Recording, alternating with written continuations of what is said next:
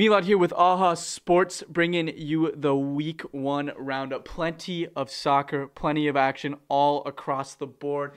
We've got you covered here. We got the footage, we got the interviews. We have everything for you right here in Seattle at AHA Sports. My predictions looking good so far. Like I said, I am the genie in the lamp there. It's looking good. I've got my favorite sweatshirt on, my favorite hat. We are ready to go. Let's get right into it with the U15 division. Unfortunately, national champions Crossfire not in play. They had a week 1 bye.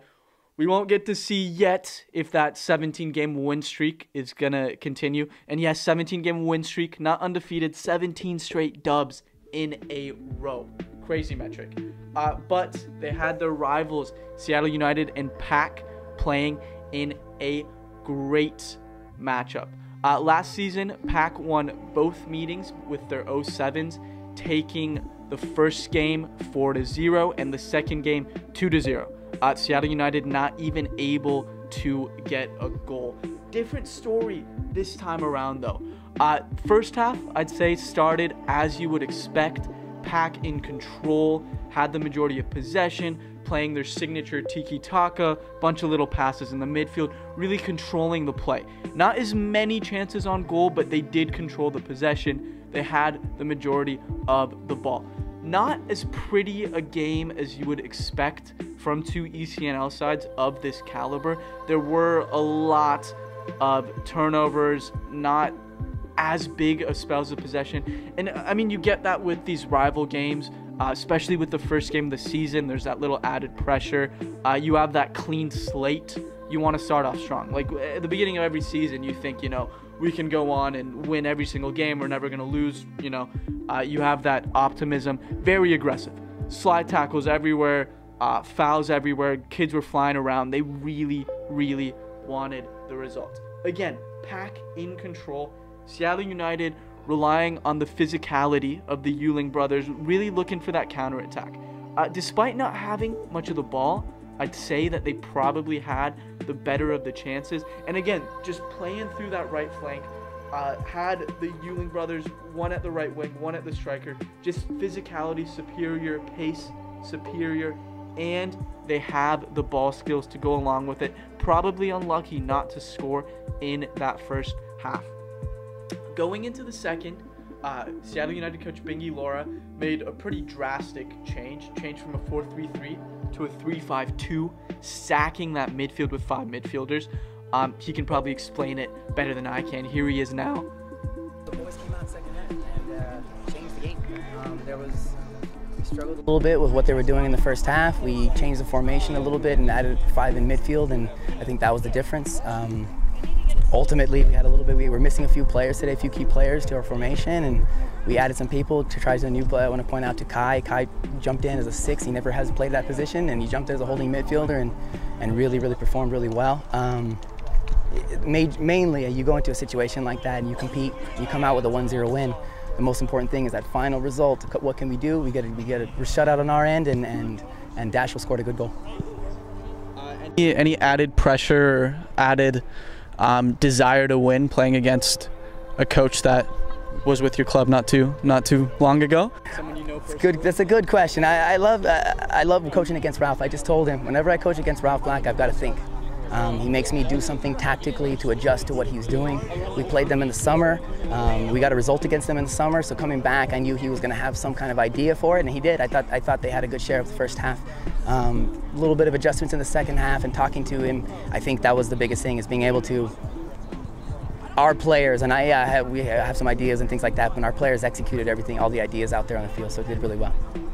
After that change, Seattle United much more in the game. I'd say possession evenly split, much more competitive game. Could see it going either way. Pretty late, Dashel Stein with a shot from distance. Crazy spin on the ball, knuckled, swung, whatever you want to call it. Some crazy dip on it. Keeper probably should have done better, but again, just so hard to read that trajectory of the ball, just snaking at you. Got a fingertip on it, wasn't enough. Into the back of the net, 1-0 to Seattle United, and that's how it finished. Big match. boys were buzzing. We have some SU interviews here. You can see how much it meant to the boys. It was good. We won 1-0, so yeah, it was good. Okay. Yeah. So you had to change formation, led to you changing position. Yeah. Is that a hard thing to adjust to? Yeah, it was kind of hard. A lot of like moving and stuff was kind of hard. Okay, well how'd you do it? How do you adjust? What's it called? So we just move forward, and then we just transition, and then move everywhere the ball goes. Gotcha.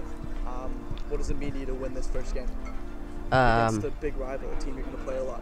It means a lot to me, because what's it called? We played them in the Crossfire Challenge, and we beat them 2-1, so they got a little bit better. So yeah. Okay, tougher match today. Yeah. Thoughts on the goal? Oh, the goal was beautiful. Yeah. Yeah, I liked it. You like the goal? Okay. Yeah. It was good. It was a close game, 1-0. Tough tackles in there. Do you like games like that? Do you like a game with some intensity, some tackles? Yeah, blowouts are no fun. You have to always battle. Closer games are definitely more challenging. Okay, a change in position for you today, going from the 6 to a bit more of a attacking player and playing the 10. How do you adjust? Is it a difficult thing to adjust? Do you welcome the adjustment? Yeah, I welcome the adjustment. We had to adjust. They were building out easily. You have to always make adjustments at halftime if they're beating you. So it was a good adjustment. Thoughts on the goal? Screamer, yeah? Yeah, absolute screamer. I mean, good press, easy finish. I mean, they can't do anything about that. Do you have that in your locker? Yeah, of course, Yeah, always. Of course, good, solid. And even to the coach, Bingy Laura, here's him with his take on the game. That's part of it. When you roll a dice sometimes when you change formations at halftime, and going into it, we had played a certain formation in the summer and had had some success. Again, with different personnel, we have a lot more success out of that formation. But the biggest thing, I think, going for when you go and have that moment where they go, I'm now a new midfielder, or now we're. The idea is, do they really go out there and execute the moment? I thought Kai did that well. I thought Dashiell had couple different roles, even as a center forward. Just looking at that, yeah, there's probably a lot of pressure on them to do that and have to deal with that moment. But no, for the boys, I'm glad that they could rise to the occasion. I didn't feel it personally, but again, I've coached a lot of games. Thoughts on the goal? He hit it well. Yeah, it went through maybe a bit of a goalkeeper error. But that's why you tell strikers to hit the ball hard. He hit the ball hard, and there was some effect to it. It kind of dipped a little bit, so that little bit of an error leads to the goal. The biggest thing after that, though, we had about 20-25 minutes where we had to keep that ball out of the net and adjust to the defensive things. And they had some chances. They were pretty close. They hit the crossbar. So I'd like to have said we had dominated the full game, but the reality is it's not that. We're playing against a good team in PAC, and it did well. Anything you want to say to all your fans out there? Thank you all for being part of what we're doing at Seattle United. PAC pretty devastated by the loss. They felt hard done by. They felt they should have done better. A few tears coming off the pitch for them. I like to see it personally. I love that level of passion and emotion. It's fun to care about things. I'm sure they're going to get over the loss, but good to see they were so invested. And clearly, if you're coming off the pitch crying, you felt like you could have done better. So let's see if they can bounce back next week.